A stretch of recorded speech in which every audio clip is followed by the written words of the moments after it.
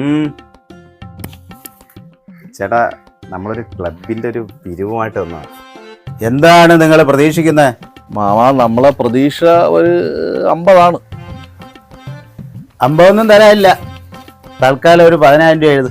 10,000 മതിയാവാ? അത് മതി, 10,000 മതി. നിങ്ങളെ ക്ലബിന്റെ അവസ്ഥ വളരെ ദയനീയമാണല്ലേ. നിങ്ങൾക്ക് ഒരു 5 സെന്റ് സ്ഥലം മേടിച്ച് ഒരു കെട്ടിടം വെച്ചൂടെ? ഞാൻ ഒന്ന് നോക്കട്ടെ. ഒരു 5 സെന്റ് സ്ഥലവും മേടിച്ച് നമുക്കൊരു കെട്ടിടവും വയ്ക്കാം. നിങ്ങൾ എവിടെ ഇരിക്കും? ഞാനൊന്ന് ഡ്രസ്സ് മാറിയിട്ട് ഇതാ പറഞ്ഞേ.